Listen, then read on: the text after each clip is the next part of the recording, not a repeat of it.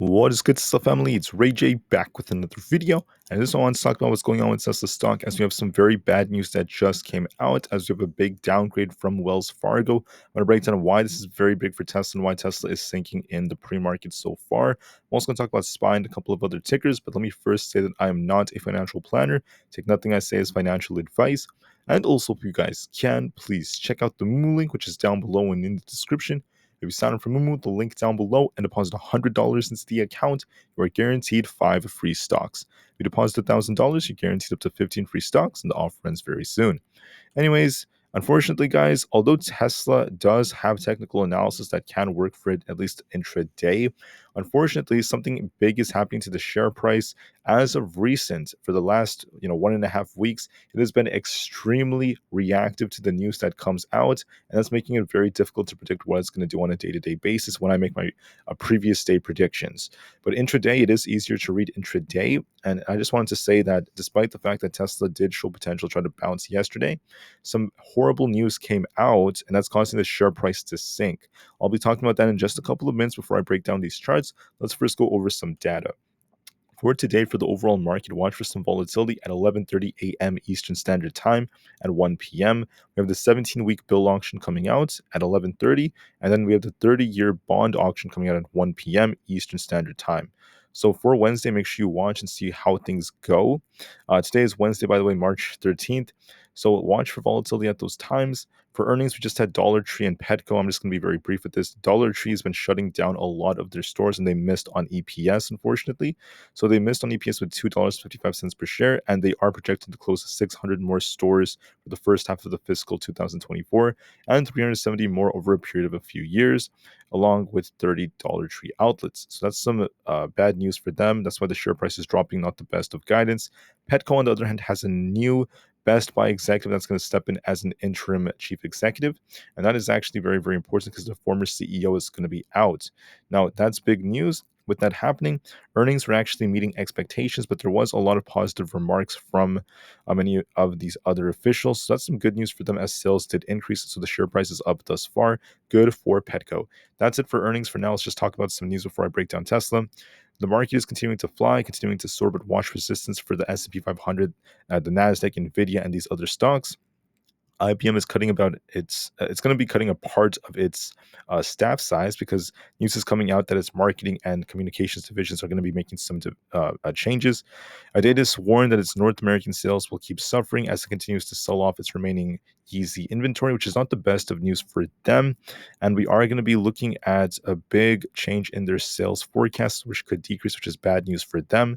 And finally, for Boeing, we're seeing some more effects for their supply chains. We're seeing a big disruption right now, not to mention more issues that are affecting their investors' views of the company. So right here, you guys can see it's struggling to stabilize its supply chain as it's dealing with quality control issues. That's some bad news for them. So that's it for the news for the overall market, guys. Now let's just focus on Tesla. Unfortunately for Tesla, we have this news right here. Tesla is downgrading with vehicle deliveries to disappoint. That's the first thing worth noting because Deutsche Bank came out. They downgraded Tesla's deliveries forecast.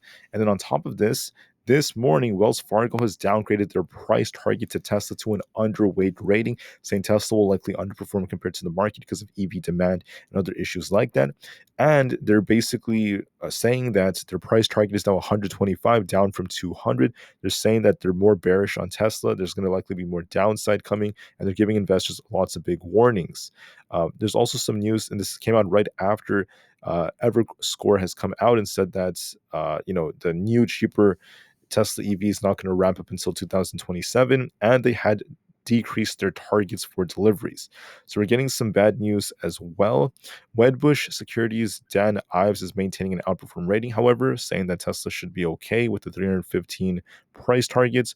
So it's funny how all these different companies have different projections, but what's making the headlines is Wells Fargo downgrading Tesla big time, and that's not the best of news. Elon Musk is currently visiting the Tesla plant outside of Berlin, so that's good news for Tesla, but overall, what's causing Tesla to drop is this big news right here, the big downgrade by Wells Fargo. So let's talk about the share price. Tesla has been sinking. It tried to bounce off the 172 area. It's barely holding this. To turn back up, you need to try to get back up of 175. If we keep sinking, watch 172. If we lose that, 170 is next, 168, 165, and then we could come all the way down to 162 if we lose that for a much bigger drop. So I want you guys to be very careful on Tesla right now. It is looking kind of weak in the pre-market, continuing to sink. We have to try to hold 172. We bounced off this 2 times. If we lose it, a bigger drop is coming. Once again, guys, I'm sorry. I am not a fortune teller. I don't know what's going to happen all the time on the news. The news is what's dictating Tesla so much, and there's no way I could have seen this news yesterday that's going to get a massive downgrade. But the news came out, and that's why Tesla is thinking the way it is. So there's a risk of more downside. So be very, very careful. On the other hand, for SPY, we're kind of range bound right now on SPY. So we have resistance at 517.5. If we break past that, 518.2 is going to be tested. That's the all-time high. And if we break that, we're going to be pushing to 519 to 520, and we'll see if we reject off that area or not. If we're bearish, you want to see it lose 516.5. If we lose this, there's 515.5 coming, followed by 515. Then we have 514.2. 513.5 and 512 all coming as supports. So we're in this range. Watch and see, do we lose 516.5 and turn bearish and start sinking, or can we break past 517.5 and push a little bit higher first before we start turning? I do want to give you guys a hint, and that is right now SPY is still kind of flat, very flat on the 4-hour, not really giving us much information. So it could go either way. It's been trading completely flat for the last couple of hours, for almost 4 or 5 of the last hours from the after hours to the pre-market. So watch and see which way we break. That's going to be key for SPY and determine which way we move. The hint I can give you is that as of right now, it's holding up very well. So it hasn't officially broken yet. So I can't turn too bearish yet. But other stocks like the QQQ are showing a little bit more weakness. The QQQ, on the other hand, we're basically holding 442 as support, and we have resistance at 444. If we break past 444, watch 445 is going to be our next target. Then we have 446 to 446.7.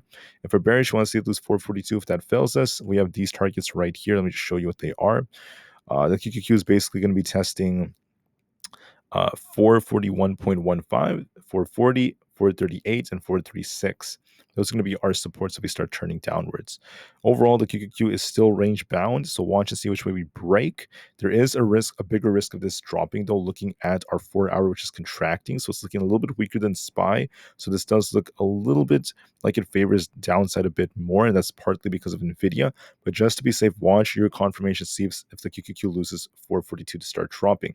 The reason I say that is because if you look at Nvidia, this thing popped a little bit to about 940. Now it's coming back down. Watch support right here at 908. If we lose this, 900 is coming next.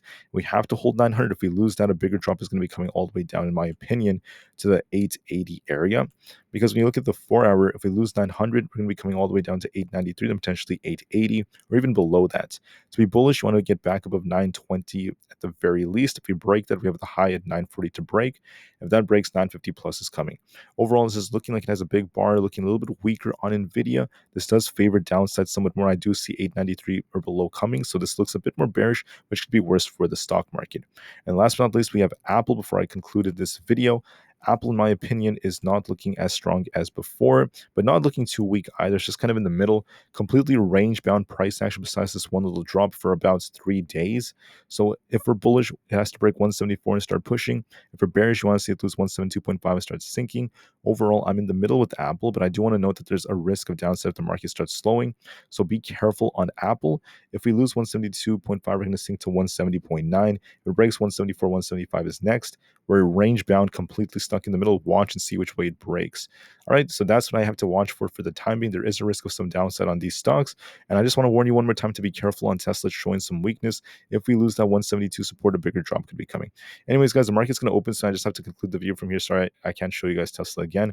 I'll see you guys very soon in just a couple of hours. So with that being said, have a great day, guys, and we'll see if Tesla holds 172 or not. If we lose this, a bigger drop is coming, and there is a risk of that, so be careful. All right, anyways, take care, guys. I'll see you guys very soon, and peace out.